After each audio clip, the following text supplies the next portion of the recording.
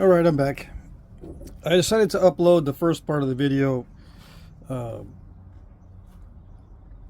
because it was mainly pertaining to the turkey roaster and I didn't know how long I was going to be. You just buttoning up before the thunderstorm rolled in. Okay.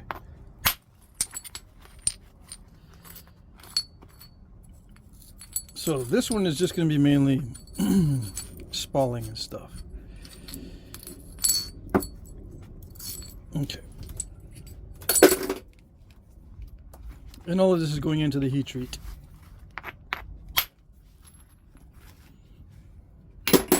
Trying to get good flakes and hopefully a good biface.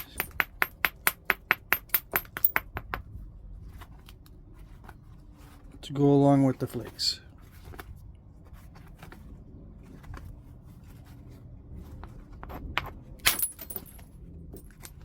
And I'll heat treat flakes down to this size because there are some guys that want the smaller flakes.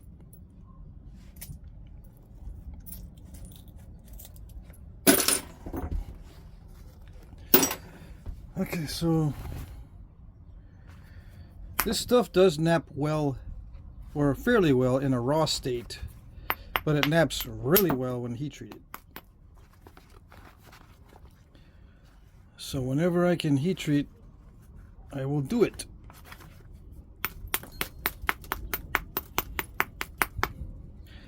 Now when I'm living the van life out in the middle of nowhere, I don't have access to electricity, so I got to figure out how to heat treat with propane. Now I got this idea that I can heat treat in a camp oven, propane powered camp oven, but they only go up to 500, I think. There's little ovens that you can bake little biscuits and stuff out in the field with propane. I'm thinking of getting one of those ovens when I don't have access to electricity. I can still do my heat treats. Why don't I do it in a fire? Because I'm a professional. I need to make sure I got the proper temperature. Yeah. Normally I wing it. Everything is wing it here, wing it there. Everywhere I wing it. But I can't be doing that all the time. I want to be able to do all this stuff completely off grid. And eventually I will get better at heat treating in an open fire. I don't bury my stones when I heat treat them. I line them up around the open fire. You know, kind of like having a, pretend that's the fire right there in the middle, and I arrange the rocks around it. Cook some meat at the same time. Make sure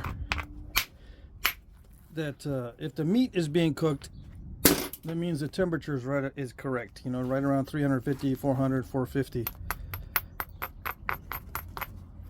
Yeah, if the meat is getting burned, it's too hot. That's how I judge it. I do have one of those fancy heat guns. I will cheat and use it. Like I said, I'm a professional. I cheat. I have little hacks. Make sure the temperature's right. But to explain how they would do it back in the day,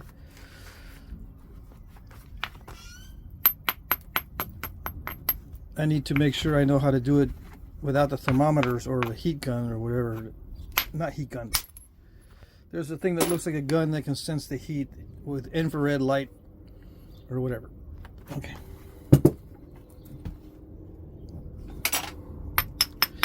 In case you don't know, that brick in the middle there, in case you skipped the other video previous to this one, that brick is to prevent rocks from getting into the middle of the roaster where there isn't the same amount of heat as there is around the outside.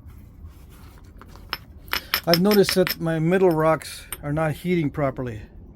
The rocks in the middle of the roaster are not heating properly. So After many batches, after many years, I finally figured out that I should put a spacer in the middle so I'm not heating rocks in the middle, because it's probably like 100 degrees difference.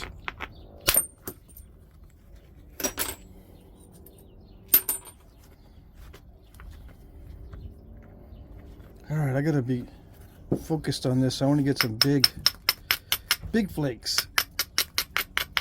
It's easy to get a bunch of small flakes and then the biface. It's more difficult to get big flakes and the biface.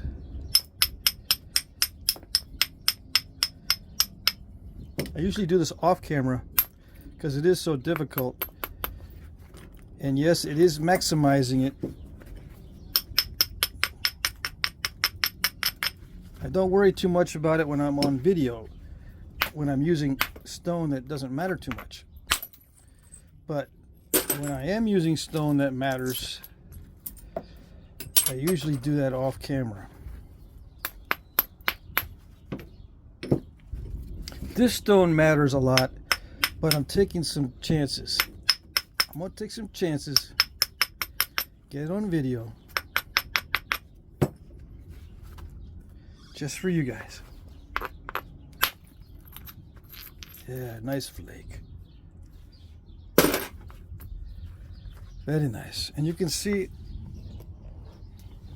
so far not much waste. It's all going in the heat treat. Big flakes, little flakes. We'll see what the waste is later, because some of the small flakes are too small, some of the big flakes are too curved. I'm trying to get all flat, usable flakes without too much of this cruddy stuff. Little cruddies, without too many little cruddies. Now some of this has already been spalled down by Jeff, the guy that sells me the rock. So that makes it a little bit easier. And yeah, it's cheating again, but we have our hacks that we use as shortcuts and stuff. He sends me partially spalled stuff. It's fine by me. There's less cortex to deal with, more of it fits in the box, and yada yada. So it's all good.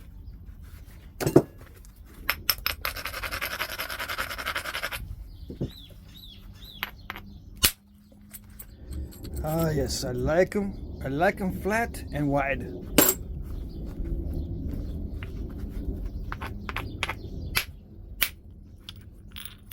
Flat and wide. That one has a weird bulb in it, but oh well. Can't have everything. Hopefully that bulb is solid and not weird. Sometimes those bulbs are full of incipients.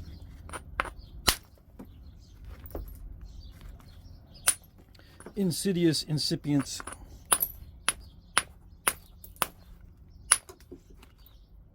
I don't want to get too much of that cortex,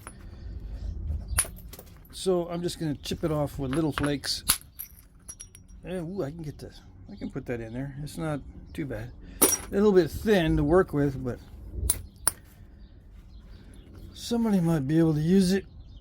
Alright, so now I got this big old stupid area.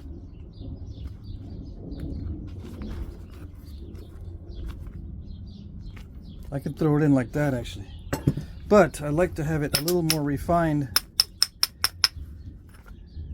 before I throw it in. The thinner the better, because then it's more consistently heat treated. All right.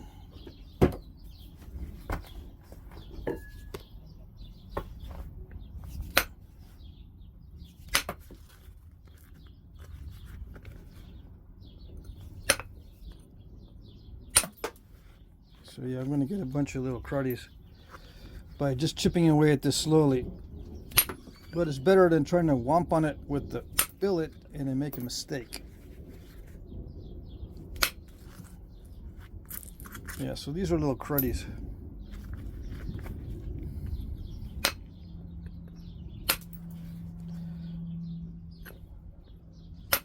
I tried to limit the cruddies and just get the big flakes.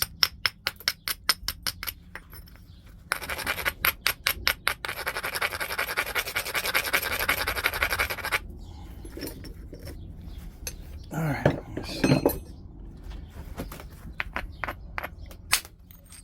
Oh yes, very nice, very nice.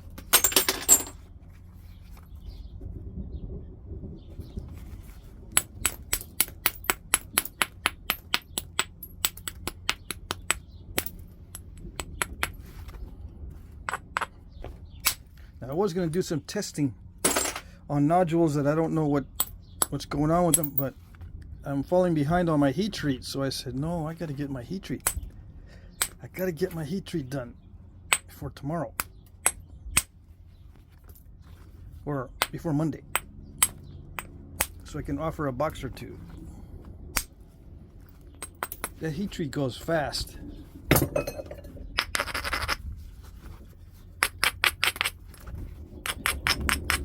Everybody wants some.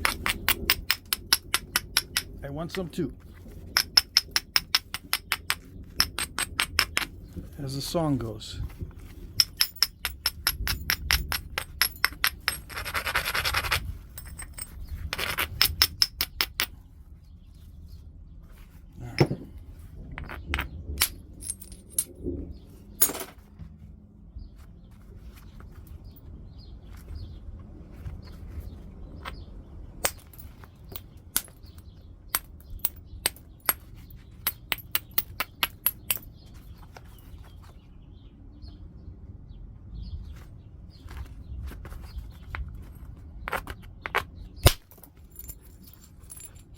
It sounded good, but it did not remove a good flake.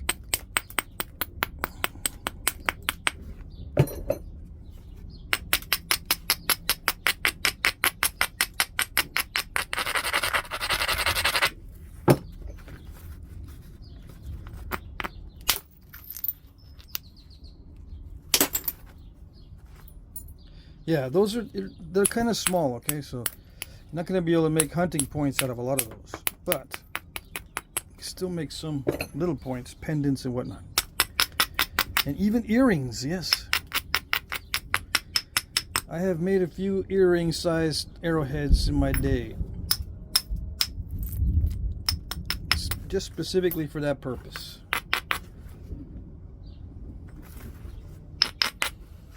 Nothing wrong with that.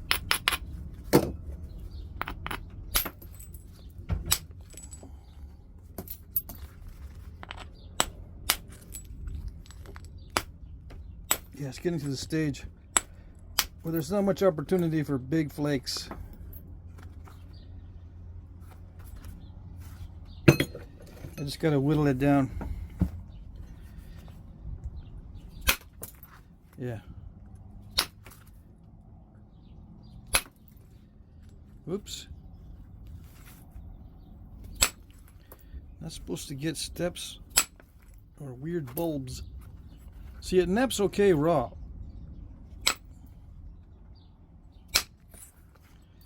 You can make stuff out of it in the raw state. But heat treating turns a lot of these areas into a golden color. Right now it's kind of a boring, subdued, almost a camouflaged effect. But when you heat treat it, some of those browns become gold, some of those greens become brown, and it just looks warmer, right? And some of it even turns a little greenish. It just looks warmer when you heat treat it, like a warmer tones.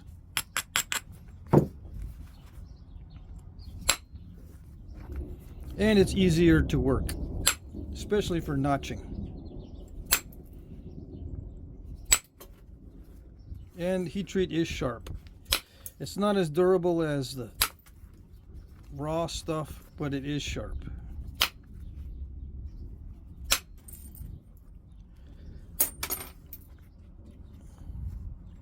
So is this biface ready for the heat?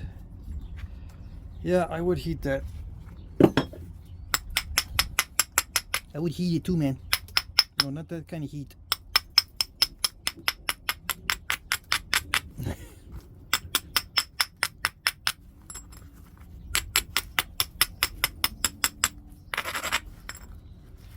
I'm going to take a little bit more off the base. Nothing worse than getting it out of the heat treat, hitting the base and have it snap in half because I didn't get it thin enough. And I'm trying to thin it down when it's heat treated. The heat treat is more brittle.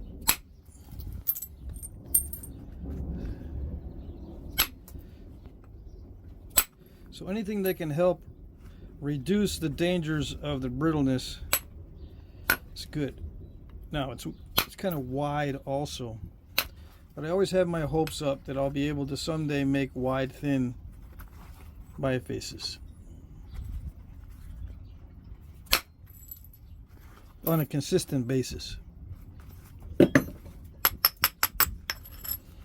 then it opens up a whole new world. Yeah. If I can make wide thin bifaces, that's a whole new market.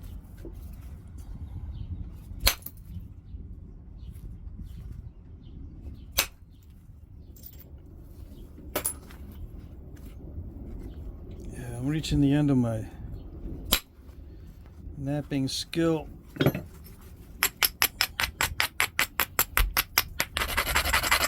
With this raw stuff.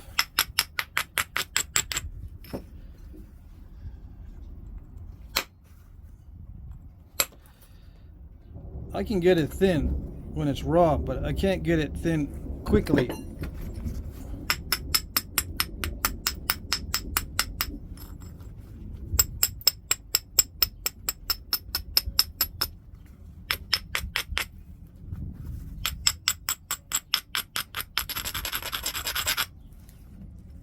I think I can make up a rule. It can be either well, there's three characteristics: wide, thin, and long. You can get it wide and thin, but it won't be long. You can get it long and thin, but it won't be wide. That sort of thing. You guys who are business owners and contractors, you know the rule where, and if you're doing a job, there's three things that you can do.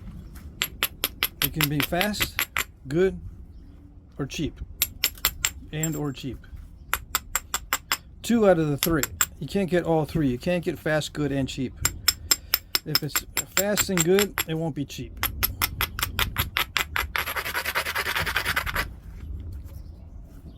If it's good and cheap, it won't be fast. Same with flint knapping, but in a different way. You got to look at long, thin, and wide. You can get it long and wide, but it won't be thin.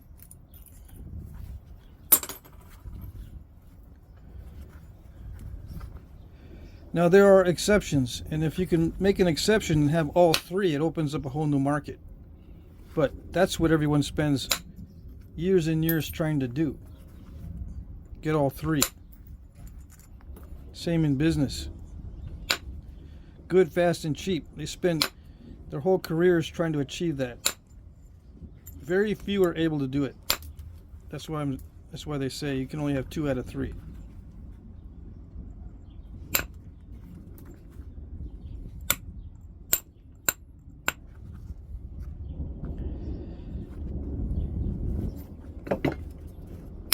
It's very similar concept in flint knapping.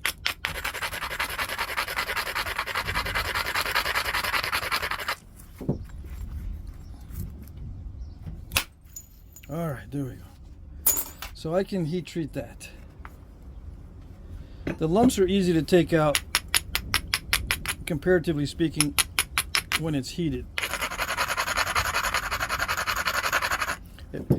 But the thinner I can get it before heating, the more consistent the heat treat. And consistency is the name of the game. It's one of the reasons why you heat treat. Not only to make it easier to knap, but to make it more consistent.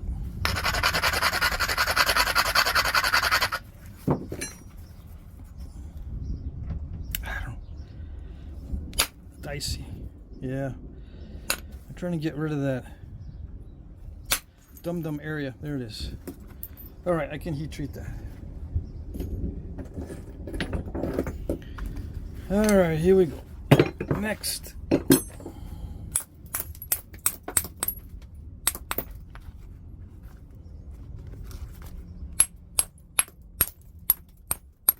Not too many cruddies. Yeah, by weight, it's not too bad. I was looking in my yard today. I got a yard or the landscaping full of cruddies and flakes. I gotta separate them. And I've got raw and I got heat treats, and it's mostly Texas bowl gravel stuff I've been saving for years that I probably will never nap.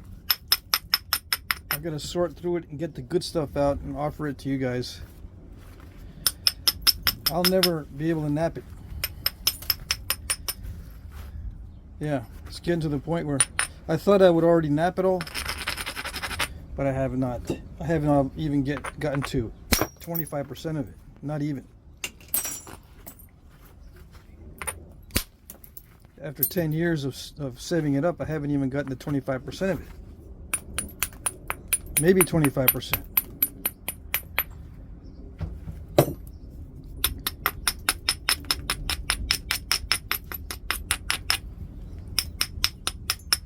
So that's one thing I'm going to do while I'm in Texas. Sort through all that. Heat treat what I need to. Box up the good stuff and send it out the door.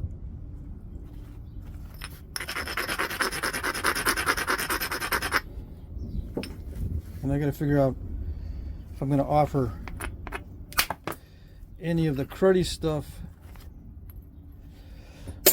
I mean, not cruddy, but chunky stuff for sale. There got a lot of chunkers out there, which they're blocky. They're not easy to nap.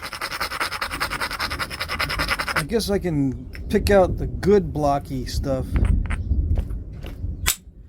and offer that for sale. Because the good blocky stuff is not that difficult to nap. It's the lower quality blocky stuff that's a real pain. Oh dang.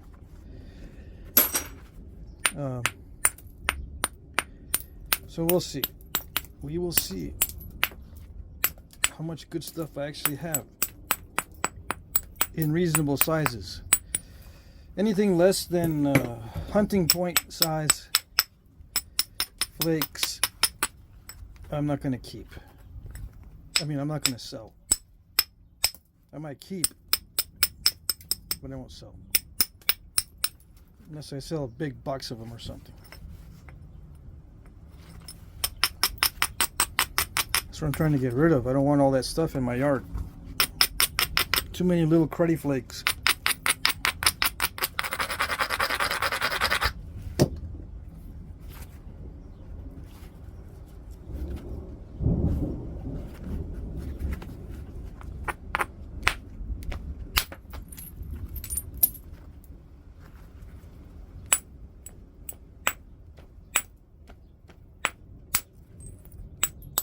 I gotta be careful where I hit when I'm working around the tip.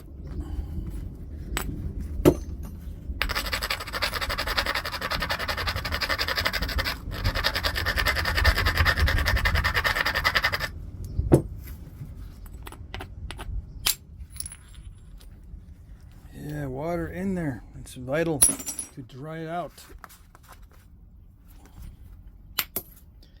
Maybe I'll dry it out for longer than 24 hours.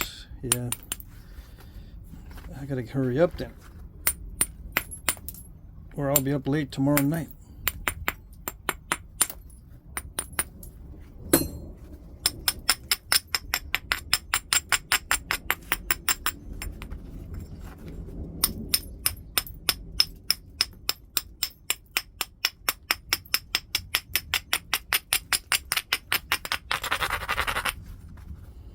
All right, is that gonna do it? I don't think so.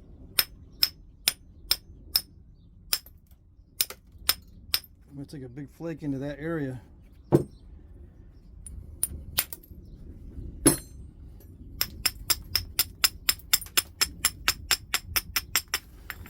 That platform's got to be low enough, or that striking area needs to be low enough.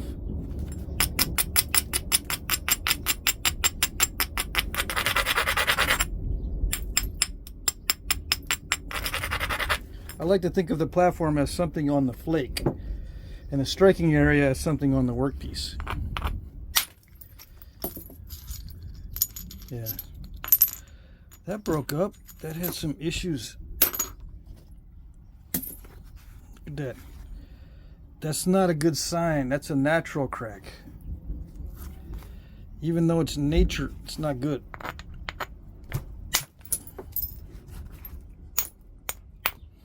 Natural, but not good.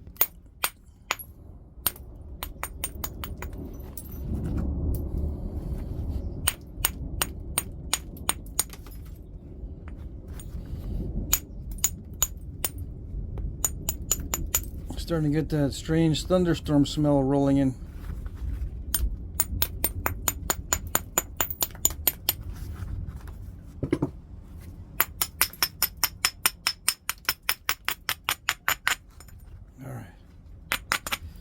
Hopefully that crack doesn't go very far. We're going to find out here in a minute.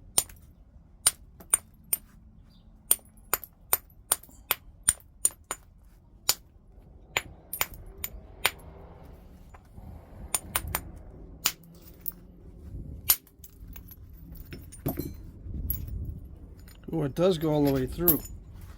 Oh, that goes all the way through at a diagonal this way. So how much am I going to lose? I'm going to lose like half of one side. Yeah, that crack goes through there to there.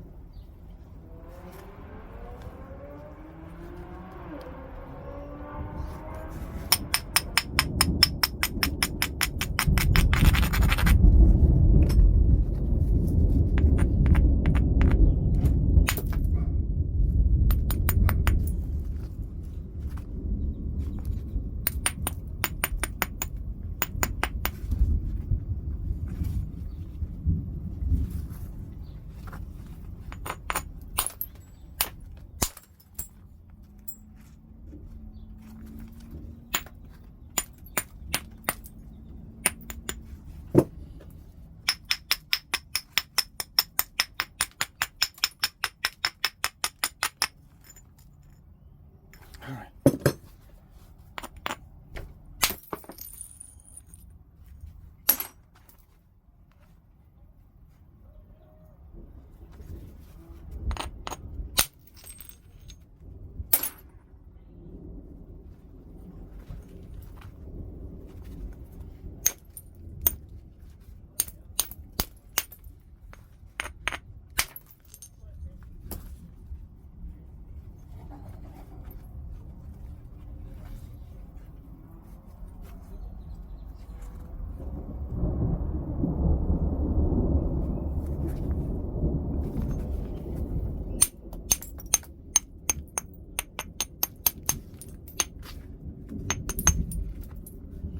It's a difficult one because it's right in the middle.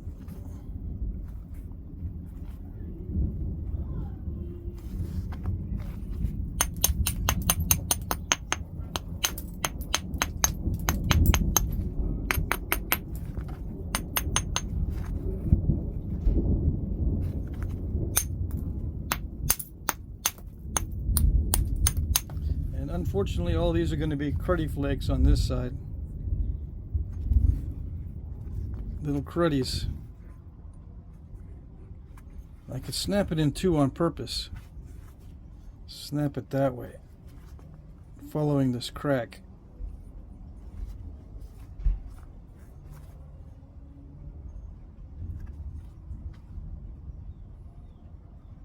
And get two medium-sized ones out of it. If I do it right.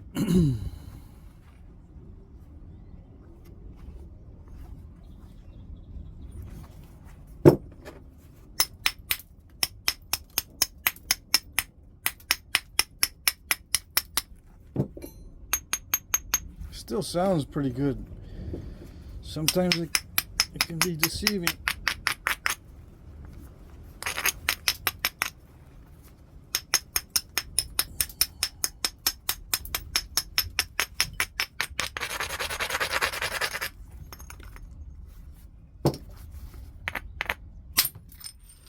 So I'm gonna try and break it on purpose.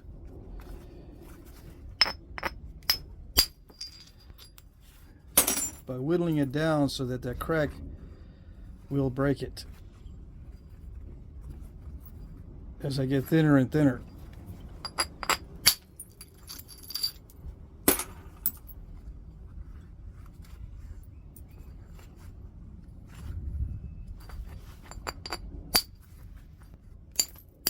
Now, if it doesn't break,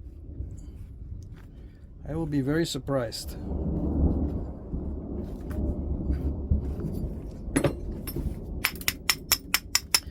And hopefully it'll break along the crack and not somewhere else. I can already see it opening up and it's going that way. It's taking the path of least resistance toward there. Right here. See that? It's gonna crack. It's probably gonna meet up with that hole there. Let's see.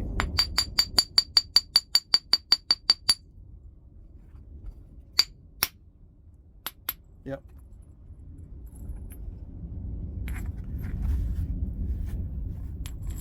So there's two good pieces in there, and that can go in the heat treat already, since they're not too long and they're not too wide and thick. They can already go in the heat treat. All right. Throw a few of the cruddies in there that are not too bad. It's easier to do this little by little, so I don't have to go looking through the whole stack later.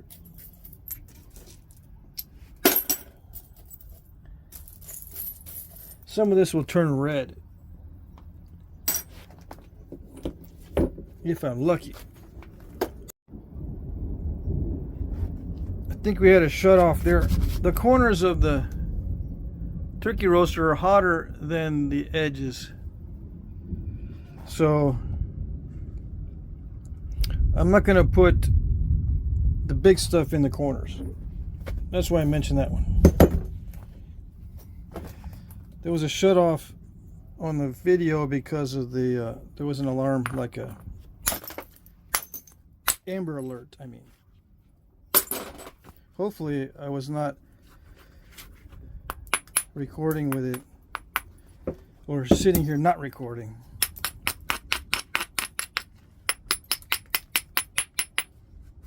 We'll see when I edit the video.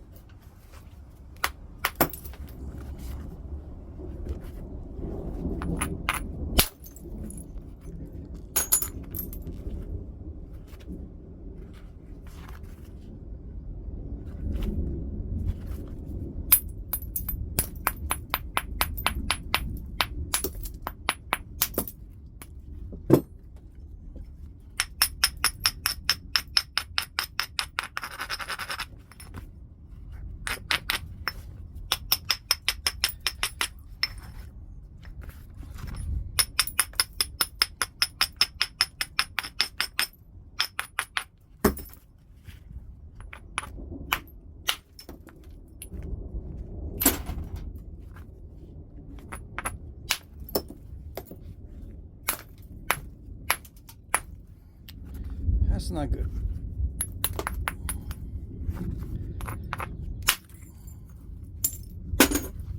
Much better.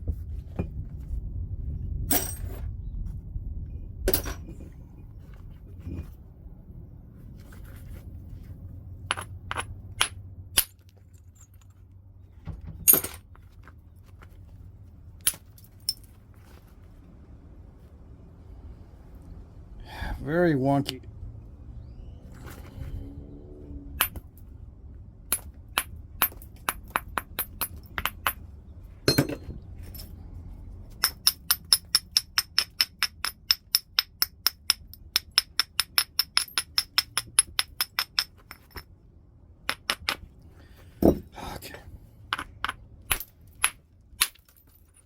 Nice.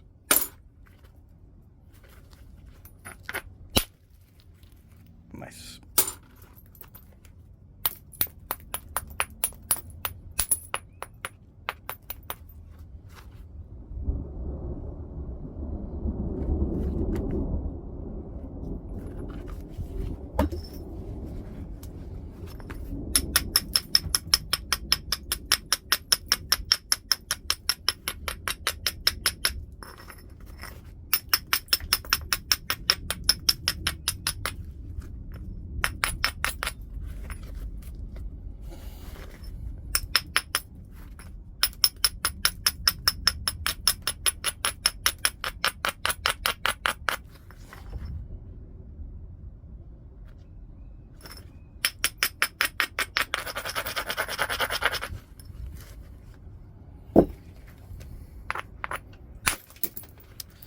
Not nice.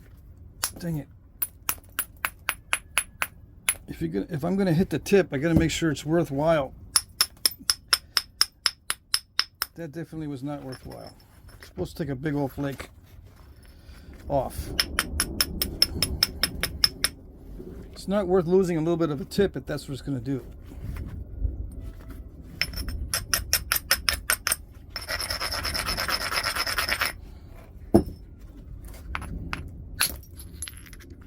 Alrighty.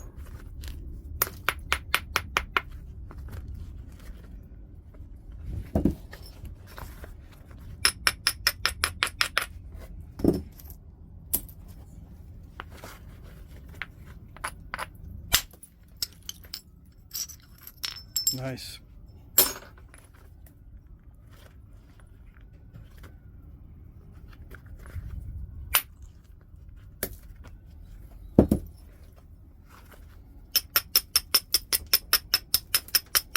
Sometimes this stuff is a mixed bag because you get holes in the nice parts and you get no holes in the cruddy kind of chalky parts, but it's still very pretty. That's what makes it worthwhile. It's a mixed bag, but I think it's worthwhile after overall.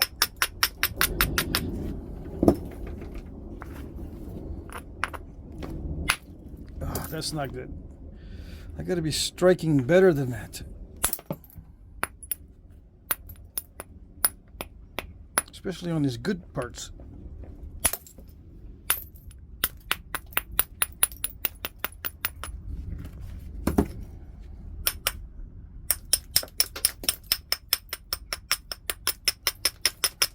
Sometimes these thunderstorms are accompanied by hail. We had hail like 2 days ago.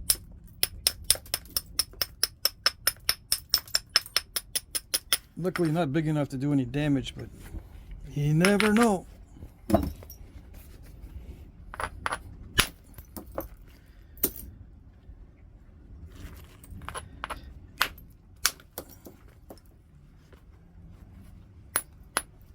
The weather's actually pretty good at predicting hail. The weather people are actually pretty good at warning us too.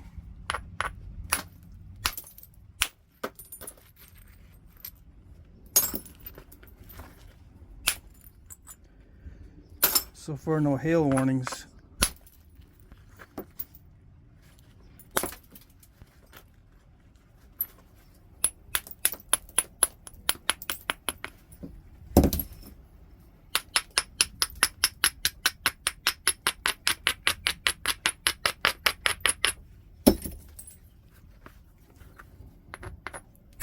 No, not like that. Perfect platform, perfectly crushed.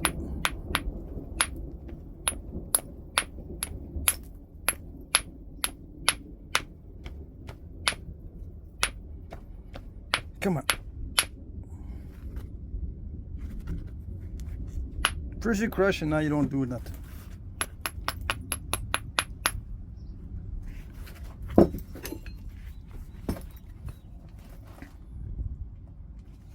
Make me get out the steel. Dang it.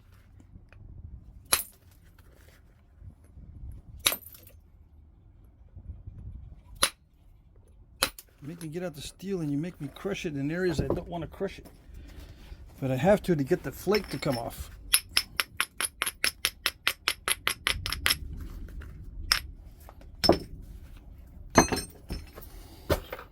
Alrighty then, let's see. Well, you did it, but you didn't do it well. Supposed to be a big flake.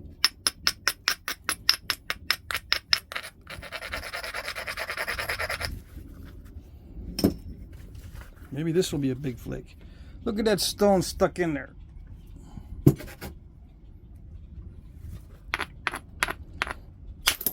Yes, alrighty.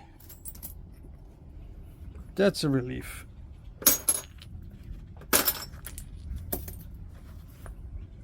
Just got to get this one off. Yeah. Nasty.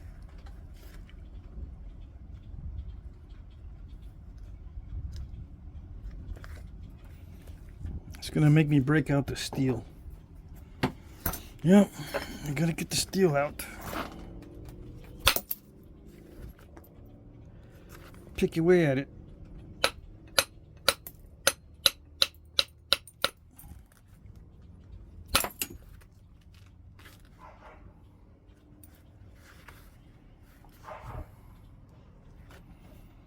I really don't want to get creative and hit it with an experimental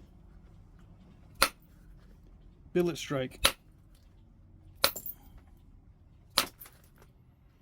Can't roll the dice too many times on this stuff that I want to preserve.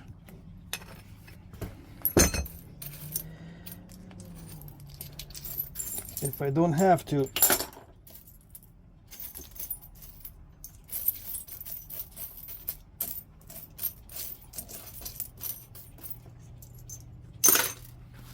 All right. I've stalled long enough.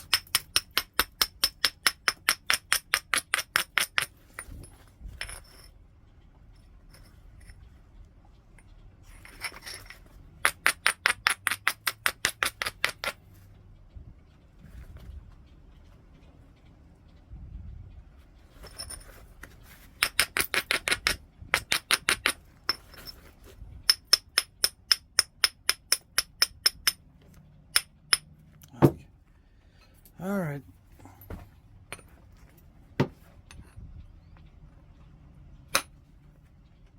Come on. You're not that tough.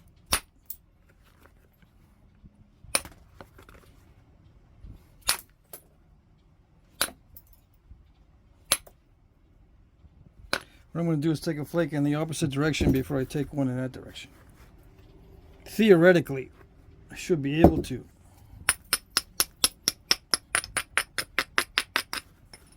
Take one down in here and then take one up that way. Rub the face of that. See if I can get some of that to remove, maybe. No. Look for opportunities along here. Not going to create a perfect platform or perfect striking area. Alright, let's see. That's good enough. And yes, flat. Levallois type flakes are flat.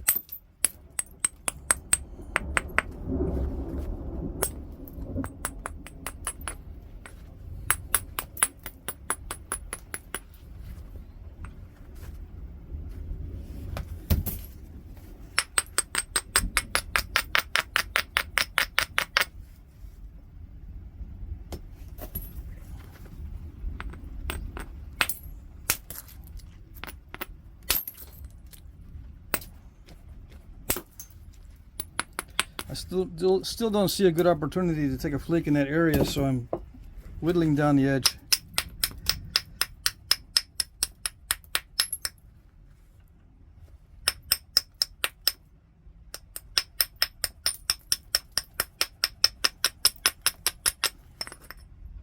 The flakes are coming off nicely with the Abrader. I'm hammerstoning with the abrader. Just slightly.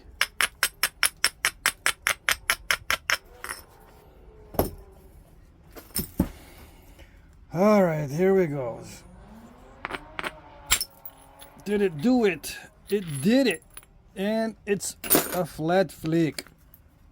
Beauty. Yes.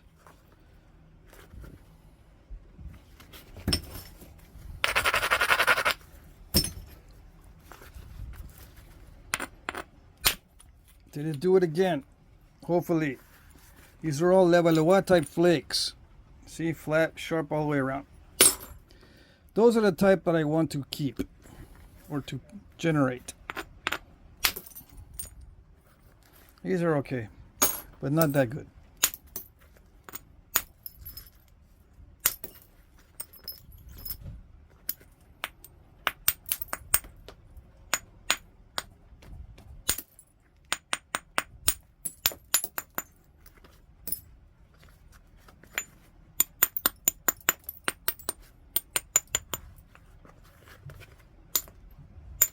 Now, with the Levallois technique, did they save the cores or save the flakes? They saved the flakes. The cores they left. Can you use the core as a tool? Maybe.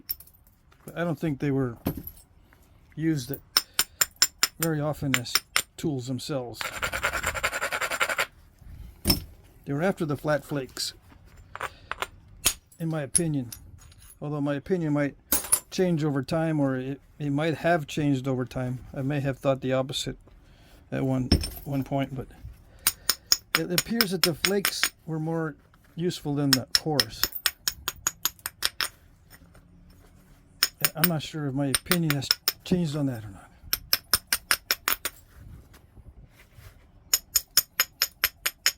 I know I like having a platter left over because I use them. I use the cores, but I refine them down into something else. I don't use them as is. That's the thing. They didn't refine them down to anything else back in the day, I don't think. On the Levallois cores, the la cores, the la technique. It was something that I studied early on, and I tried to pick up as much from that technique as possible and incorporate it into my style.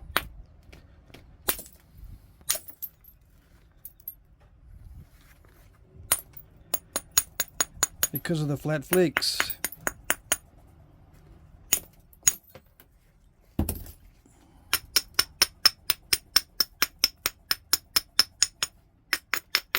And the concept they called plane and dome and plane. You make a dome on your workpiece and you plane it off. It's like removing a low-level turtleback. That's the dome and plane technique. They're thinking that they use that technique with Folsom.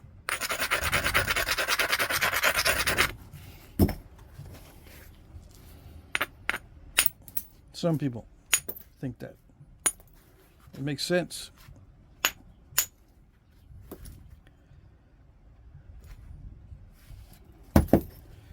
But that's just speculation. You got to test it out. If it works in testing, then it's a possibility that they could have done that in the past. No one knows for sure.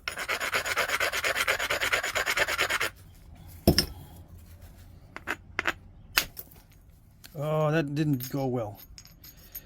See that? That's supposed to go all the way. Oh well.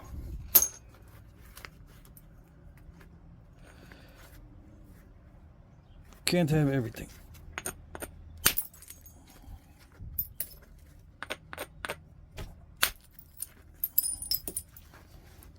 Yeah, there's a difference in consistency or something that's stopping the travel.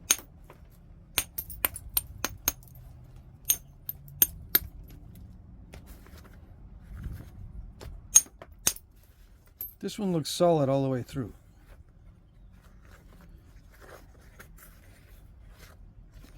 still too thick to heat treat, I think.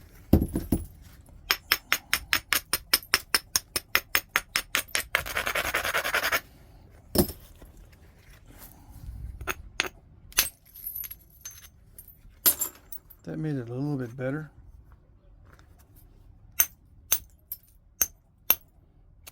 Yeah. The aluminum is good at gripping the edge, but not that great. I got a curved tip on it. I should have paid attention.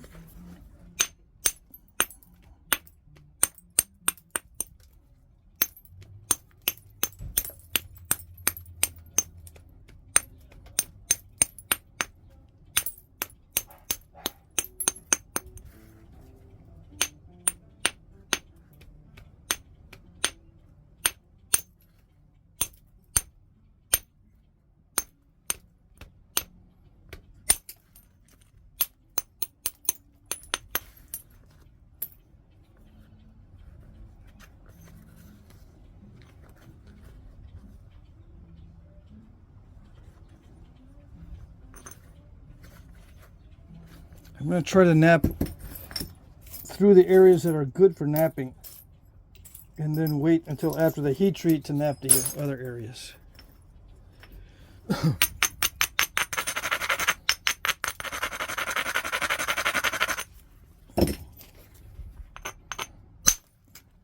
Yes. See, that's a good area to strike off some flakes.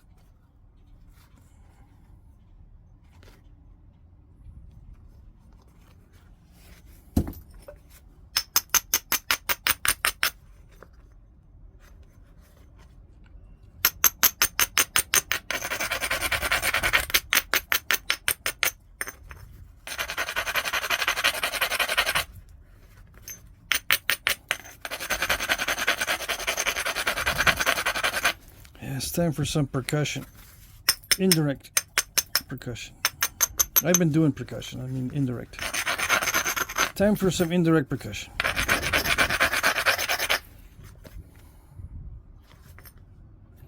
Take out that tip curve.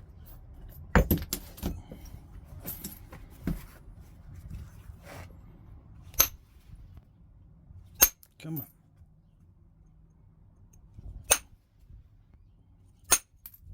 There you go.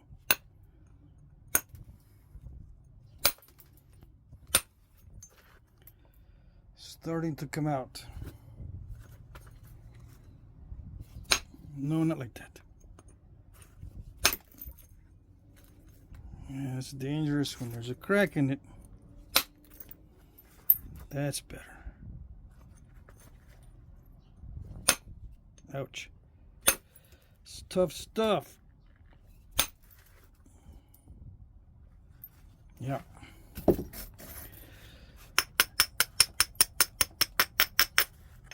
It's acting all tough.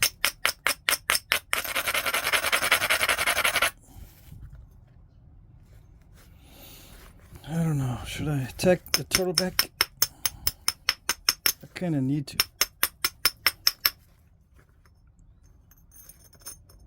Yeah.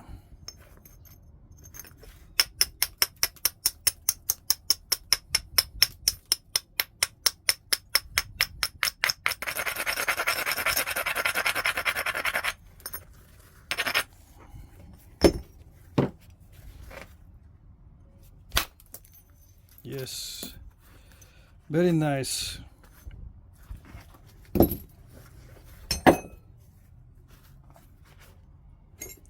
right, so this hits more critical than the other ones.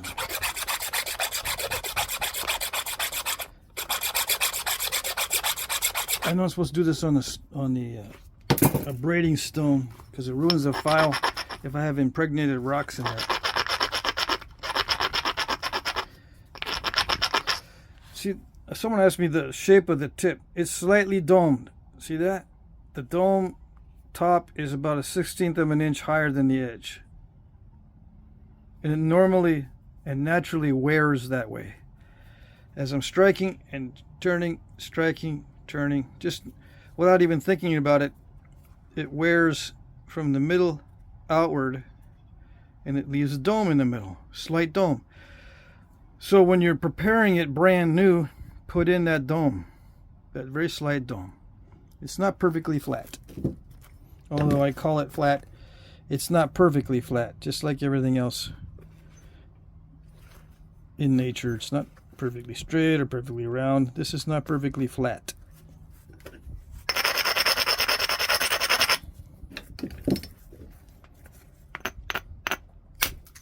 Yes, that's what I want. I like the billet for those strikes because it's easy on the edge. It's easier than the steel indirect percussion flaker.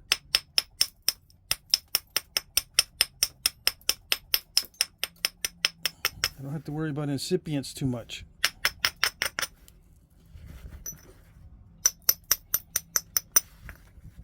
I don't know, have I mentioned that before?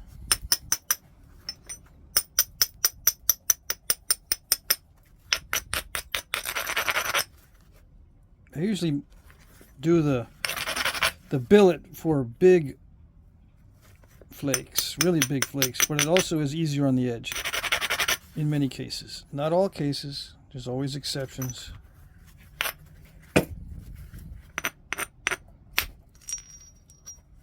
Yikes. That needs heat.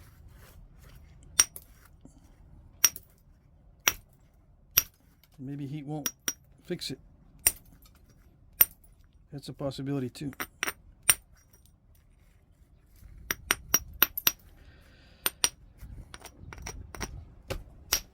No, not like that. Kind of, sort of like that. I don't know.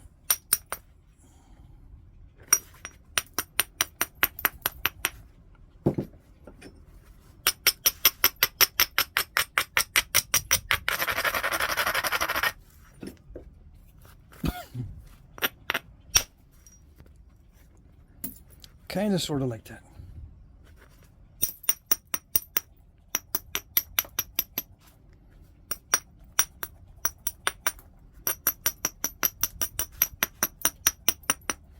I gotta do a base hit.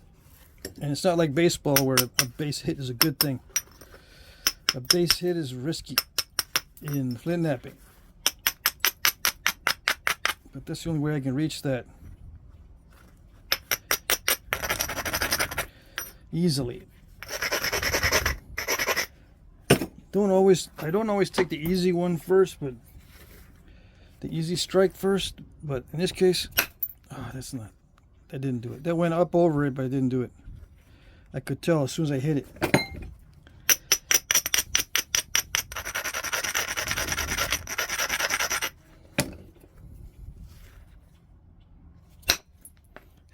It's gonna make me whomp on it extremely hard, which you can't do. I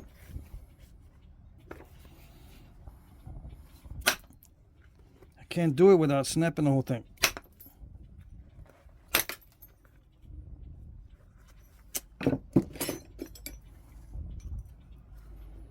Is it dicey? Yes, it's dicey. Try to hit some off the top. It's not going to work. Let's try this. I don't know. I can't take chances on this stuff. This is important material.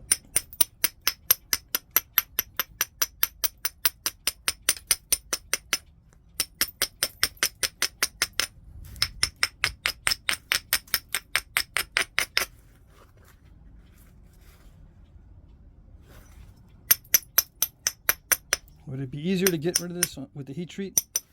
No, not in this case, because it's near the bottom. Hitting on the base will snap a heat treat right in half. Let's try a direct attack here. Alright. I felt something. Yeah. You can kind of feel a follow through. If the flake follows through, you can kind of feel it. I don't know how to explain it. I think I can get it now with a reduction on this edge and then another big strike.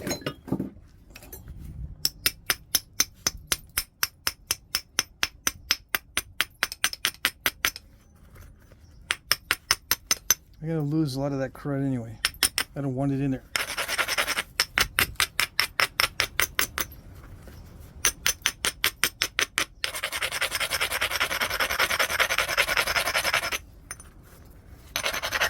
It grinds down well, I'll give it that.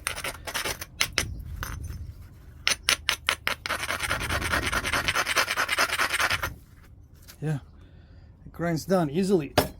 All right. Okay, come on. There we go.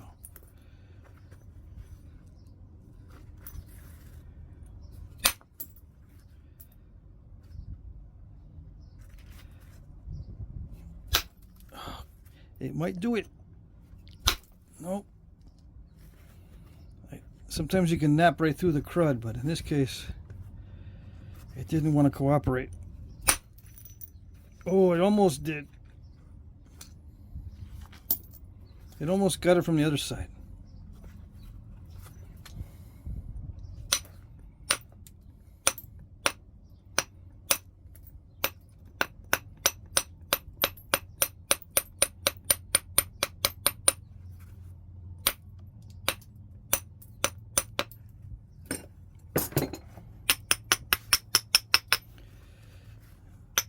We want it wide, thin, and long, but that's not usually possible. So if it's wide and thin, usually it can't be long. If you want it wide and long, it usually cannot be thin.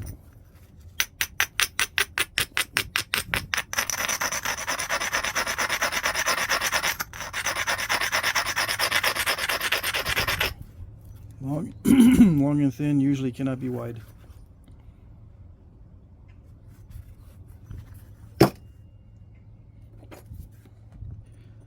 There's a third option in there. I'm not sure if I mentioned it. Right. It's one of those things, to explain it, you got to read it off a cue card.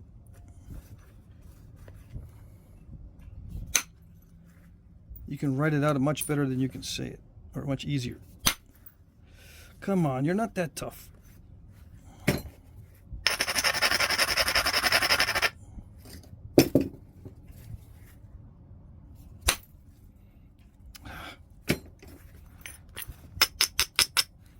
Got an incipient.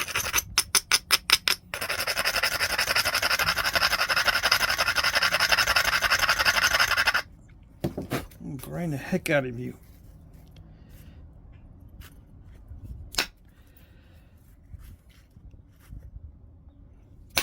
There we go. Felt some solid contact with that one.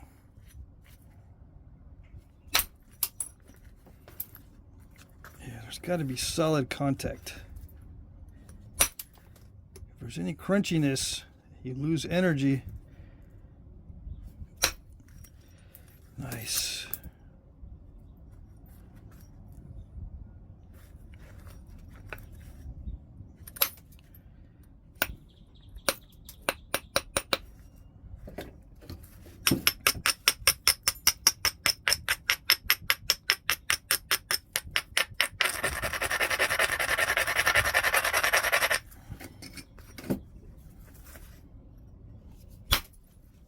Nope. Nope. Almost. Yeah, the heat treat will probably allow me to do it. I'm not able to smash through that nasty stuff to get it thinner right there. I think the rest of it's thinner, or thin enough to work with.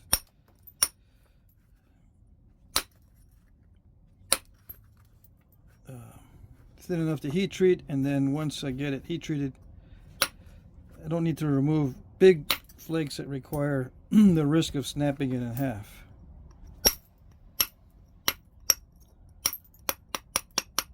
So that means it's, relatively easy to work with.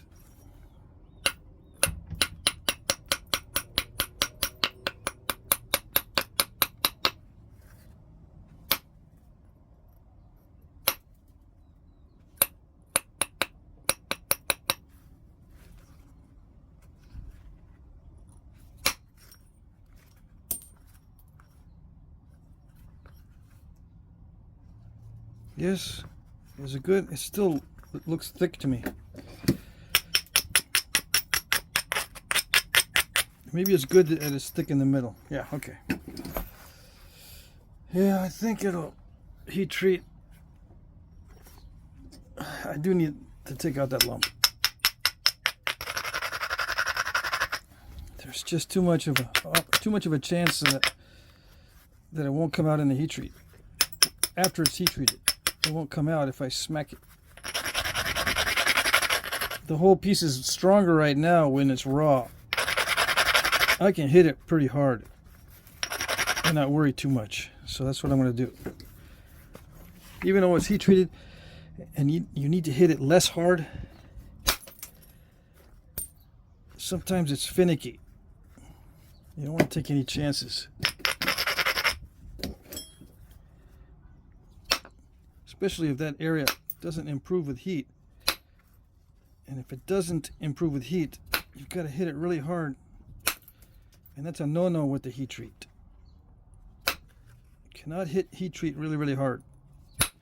Unless it's one of those types of heat treat that doesn't get soft. It just gets a little more flaky. It doesn't get soft. Soft means, you know, easily flaked. I don't know if that made sense.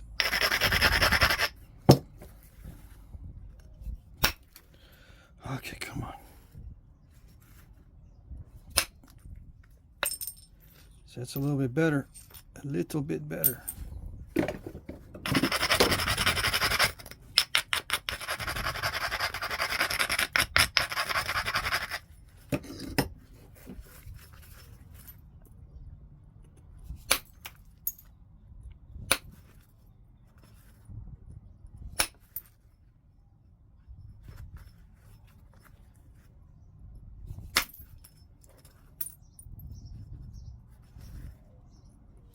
Little hole near the edge.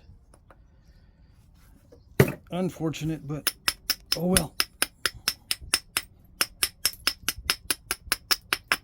Luckily, we got to lose a lot of that crud side.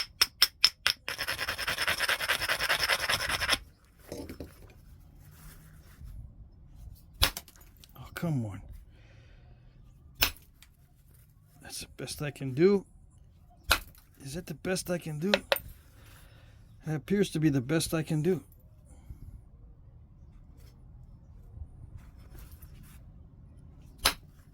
Dang it.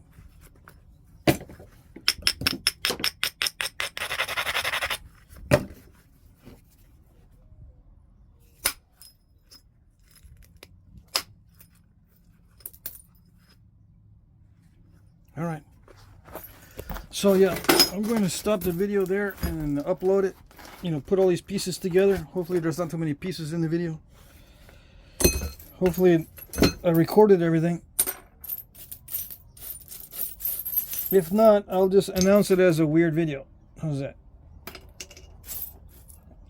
Wonky shirt and wonky video.